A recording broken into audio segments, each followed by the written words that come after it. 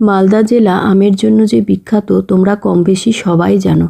তো দেখো বন্ধুরা, আজকে তোমাদের সাথে একটা জিনিস শেয়ার করছি। তো দেখো, রাস্তায় যেতে যেতে আমি আমের গাছগুলো তোমাদেরকে দেখাচ্ছি। গাছ না, বাগান, বাগানের পর বাগান, শুধুই আমের বাগান। তো দেখো এত মুকুল ধরেছে যে কি বলবো, প্রচুর পরিমাণে মুকুল এবার ধরেছে।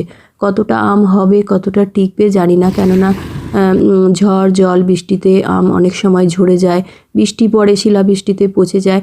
তো দেখো, আর গোটা রাস্তাটা মানে আমের মুকুল যে হয়েছে, মুকুলের গন্ধে একদম পুরো মোমো করছে।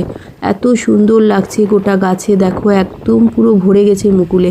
তো এত মুকুলে যদি আম হয়, কত আম হবে ভাবতেই পারছো। আর আমের সময়টা এত ভালো লাগে, গোটা গাছগুলোতে আম ঝুলে থাকে, খুব সুন্দর লাগে দেখতে রাস্তার ধার দিয়ে যেতে যেতে। তো আমার তো খুবই ভালো লাগছে। তো তোমরা যারা দেখোনি মালদার আমের বাগান, তো দেখো এই যে দেখো বিঘা বিঘা শুধুই কিন্তু আমেরই বাগান। আর কত সুন্দর লাগছে, মুকুল হয়েছে। আর গোটা রাস্তাটা মানে আমের গন্ধে, আমের না মুকুলের গন্ধে একদম পুরো ছেয়ে গেছে।